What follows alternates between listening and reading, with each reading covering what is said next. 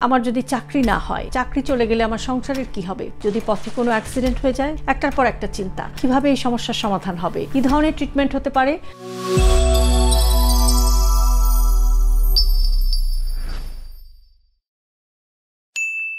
Hello viewers, আসসালামু আলাইকুম। মানসিক স্বাস্থ্য বা মেন্টাল হেলথ নিয়ে আমি যে ধারাবাহিক ভিডিওগুলো তৈরি করছি, এ পর্যায়ে আজকে আপনাদের সাথে কথা বলবো খুব কমন একটি মানসিক সমস্যা নিয়ে। সেটা হচ্ছে জেনারেলাইজড অ্যাংজাইটি ডিসঅর্ডার, বা যেটাকে আমরা সংক্ষেপে বলে থাকি GAD। জেনারেলাইজড মানে হচ্ছে যে সব সময়ের জন্য, এবং অ্যাংজাইটি মানে হচ্ছে যে দুশ্চিন্তা। অর্থাৎ এই রোগটিতে যে রোগী সাফার করেন তিনি সার্বক্ষণিকভাবে সব সময়ের জন্য চিন্তা করেন এবং অতিরিক্ত চিন্তা করেন।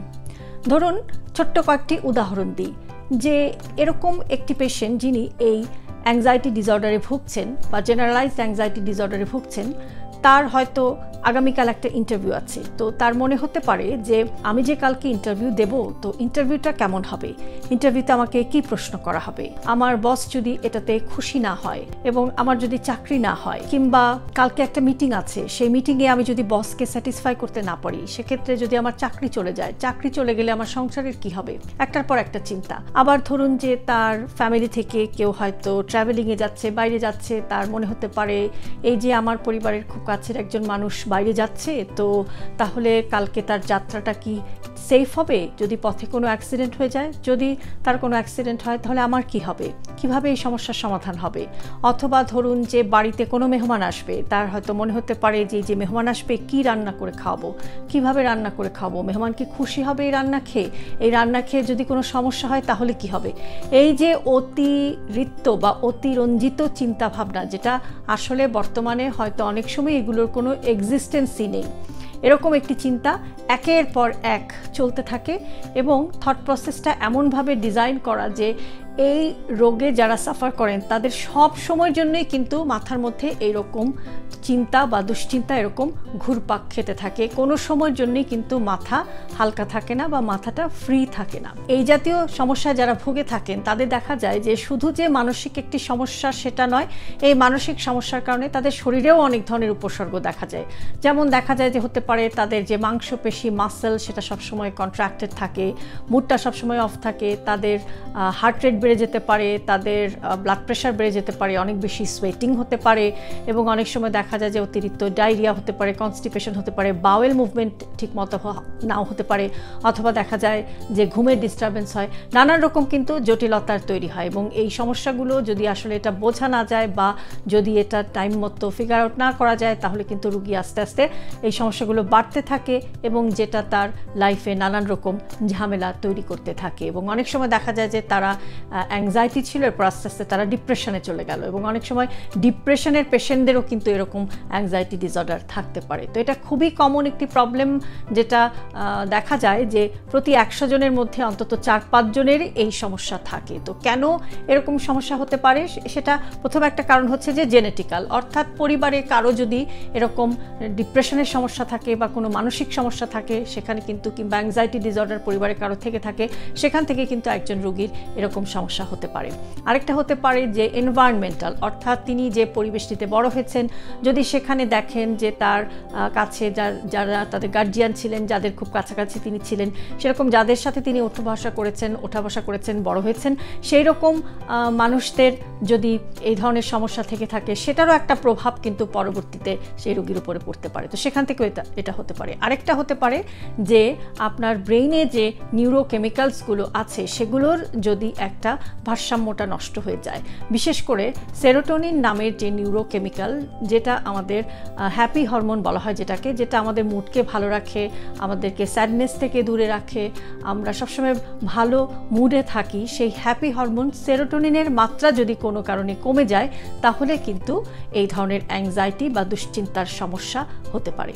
এবং এটা কিন্তু একজন রোগীর আসলে তার যে কর্মদক্ষতা, তার যে প্রোডাক্টিভিটি, তার লাইফটাকে কিন্তু একটা সময় নানান রকম সমস্যা কিন্তু তৈরি করে। কাজেই এটা ডায়াগনোসিস হওয়া খুবই জরুরি। ভিডিওটি বানানোর উদ্দেশ্য হচ্ছে যে আপনাদেরকে একটি প্রাথমিক ধারণা দেওয়া এই রোগটি সম্পর্কে, যেন এ ধরনের সমস্যায় যদি আপনি বা আপনার কাছের কেউ ভুগে থাকেন, আপনি এটা বুঝতে পারেন এবং এটা বুঝে আপনি যথাযথ এটার ব্যবস্থা নিতে পারেন। তো কী ধরনের ট্রিটমেন্ট হতে পারে? মানসিক সমস্যা সমস্যাগুলোর প্রথম লাইন অফ ট্রিটমেন্টই হচ্ছে আসলে কাউন্সেলিং বা যেটাকে আমরা বলে থাকি যে বিভিন্ন ধরনের সাইকোথেরাপি। কাউন্সেলিং এবং সাইকোথেরাপি এগুলো যারা দেন, মনোরোগ নিয়ে যারা কাজ করেন, যেমন সাইকিয়াট্রিস্ট আছেন, সাইকোলজিস্ট আছেন, তো আপনি তাদের সাথে কথা বলতে পারেন। এবং তাদের কাছে যাওয়ার আগেও আপনি যদি নিজেই সমস্যায় ভুগে থাকেন, সেক্ষেত্রে দেখা যায় যে আপনি যদি আপনার বিশ্বস্ত খুব কাছের কোনো মানুষের সাথে আপনার এই সমস্যাটি শেয়ার করেন, তার সাথে আপনি মন খুলে কথা বলেন, সেটাও কিন্তু আপনার ট্রিটমেন্টেরই একটি অংশ। এরপরে আপনি যখন স্পেশালিস্ট মানুষদের কাছে যাবেন, তারা কিন্তু আপনাকে প্রপার গাইডলাইন অনুসারেই একটি চিকিৎসার পথ কিন্তু আপনারা দেখতে পাবেন তাদের মাধ্যমে। তো আমরা অনেকেই ভাবি যে এই জাতীয় সমস্যা একটু তো চিন্তা, একটু তো দুশ্চিন্তা, এটা তো হতেই পারে, এটা কি আর এমন, এটা নিয়ে আবার ডাক্তারের কাছে যাব, এই ধরনের ধারণাটা কিন্তু ভুল। কেননা যারা এই বিষয়ে বিশেষজ্ঞ তারা কিন্তু আপনাকে মেথডিক্যাল ওয়েতে এই চিকিৎসাগুলো দেওয়ার চেষ্টা করেন। বিশেষ করে একটি কমন সাইকোথেরাপি আছে, সেটা হচ্ছে যেটাকে বলা হয় কগনিটিভ বিহেভিয়ার থেরাপি, অর্থাৎ সংক্ষেপে আমরা যেটাকে বলে থাকি সিবিটি।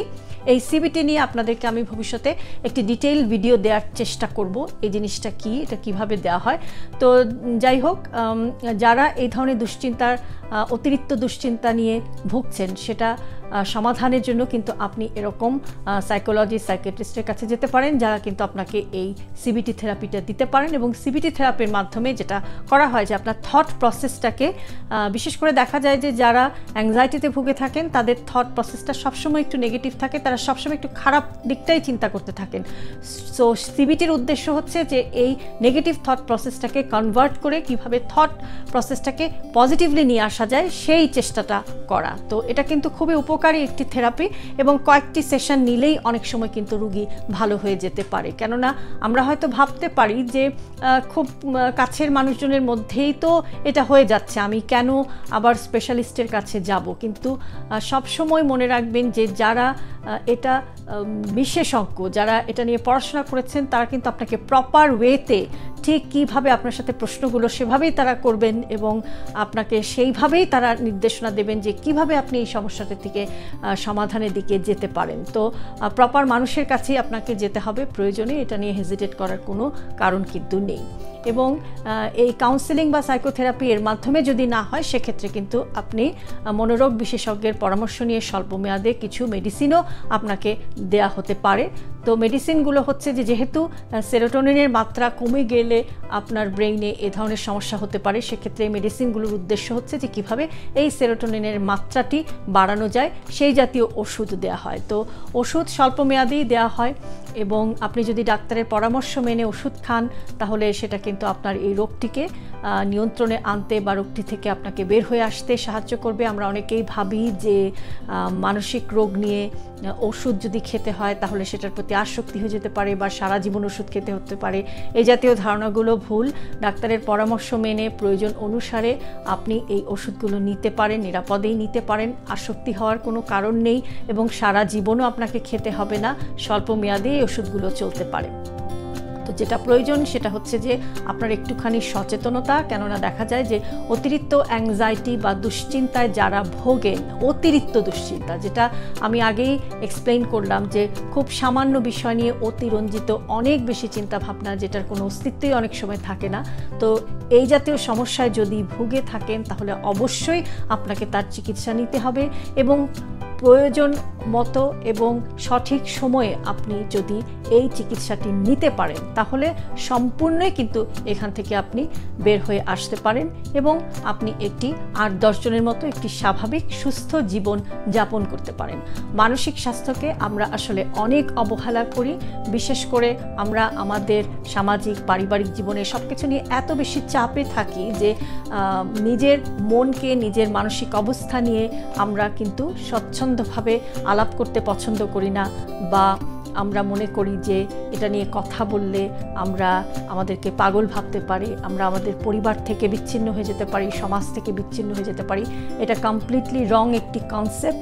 আপনি যদি মানসিকভাবে ভালো না থাকতে পারেন তাহলে কিন্তু আপনি একটি সুস্থ জীবন যাপন করতে পারবেন না এবং আপনি যদি অসুস্থ থাকেন শারীরিক মানসিকভাবে, তাহলে আপনার পরিবারের সদস্য যারা আছেন, আপনি যাদের সাথে কাজ করেন, সব ক্ষেত্রেই কিন্তু সেই অসুস্থতাটা ছড়িয়ে পড়বে। আপনি নিজে ভালো না থাকলে অন্য কেউ ভালো রাখতে পারবেন না। কাজেই শারীরিক স্বাস্থ্যের পাশাপাশি অবশ্যই নিজের মানসিক স্বাস্থ্যের প্রতি যত্নবান হন। তো আমার আজকের ভিডিওটি যদি আপনাদের কাছে ভালো লেগে থাকে তাহলে অবশ্যই ভিডিওটিতে একটি লাইক দেবেন, কমেন্ট করবেন, আপনার ফ্রেন্ডস অ্যান্ড ফ্যামিলির সাথে ভিডিওটি শেয়ার করবেন। আমার ফেসবুক পেজ, আমার ইউটিউব চ্যানেল এবং আমার TikTok account with doctor Shahnaz Chowdhury আপনারা ফলো করবেন। ইনশাআল্লাহ আগামীতে আপনাদের সামনে হাজির হয়ে যাব আবারও আরেকটি নতুন ভিডিও নিয়ে। সে পর্যন্ত সবাই সুস্থ থাকুন, নিরাপদে থাকুন। আল্লাহ হাফেজ।